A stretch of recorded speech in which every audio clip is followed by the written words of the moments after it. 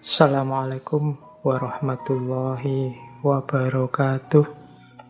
Baik, kita lanjutkan untuk membongkar hikmah-hikmah di balik puasa.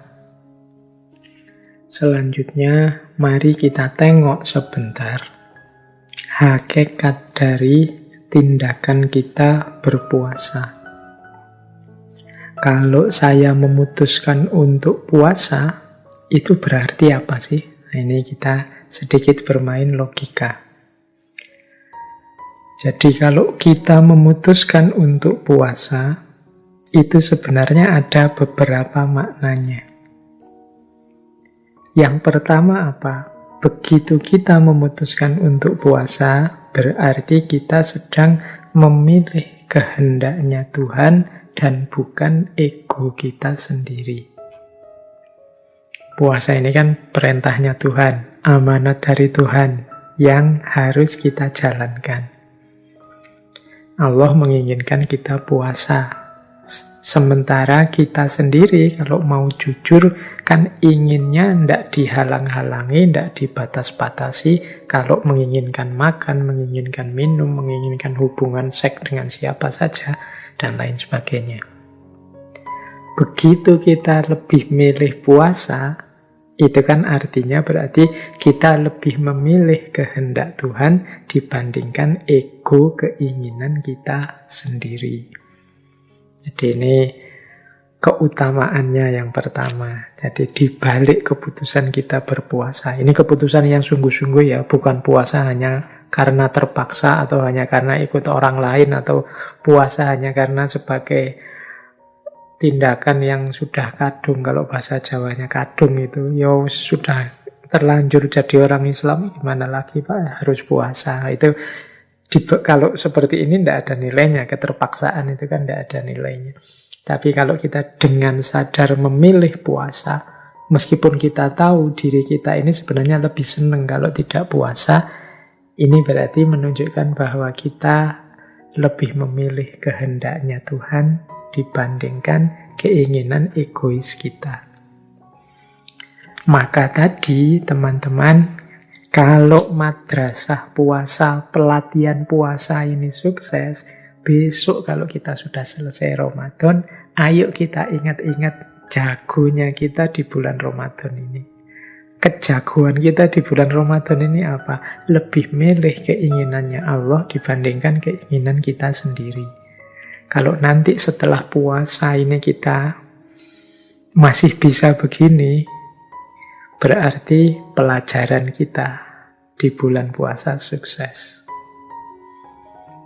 Yang kedua, senada dengan tadi, lebih memilih kehadiran Tuhan dibandingkan kesenangan sendiri.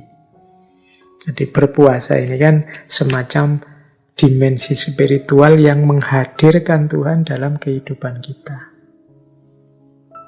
Sementara hadirnya Tuhan itu kan sering dalam tanda petik mengganggu kesenangan kita.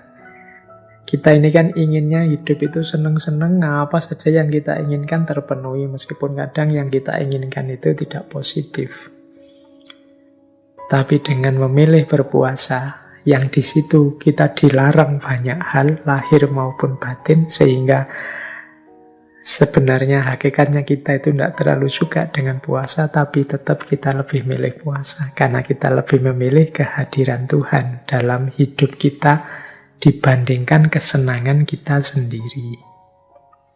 Nah, ini makna yang kedua. Semoga ini juga nanti bisa tetap hidup setelah puasa selesai.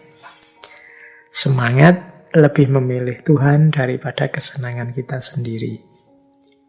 Yang ketiga, ketika kita berpuasa, hakikatnya kita ini sedang mengakui bahwa kita ini lemah.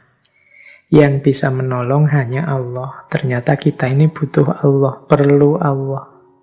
Nah, ini kesadaran yang dimunculkan dari tindakan kita berpuasa. Jadi pengakuan, aku lemah ya Allah, aku ini membutuhkan.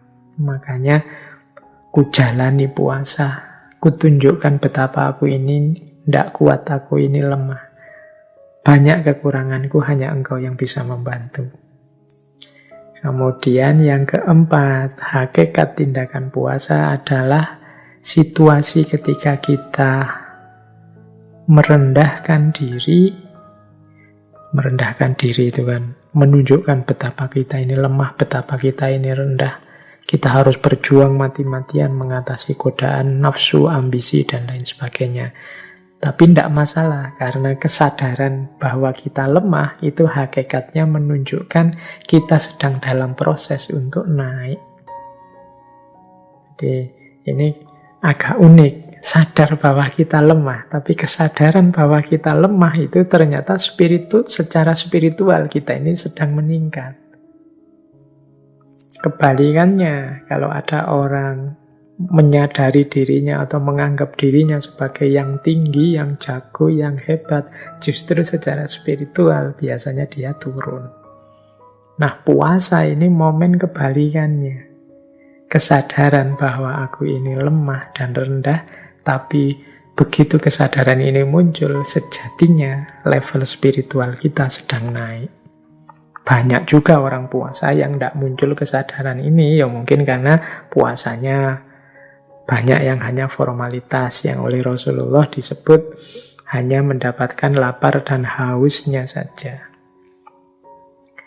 Jadi ini sedikit uraian untuk menjelaskan apa sih hakikat tindakan puasa itu. Jadi ketika kita memilih berpuasa, berarti kita sedang memilih kehendaknya Tuhan dibandingkan keinginan egois kita.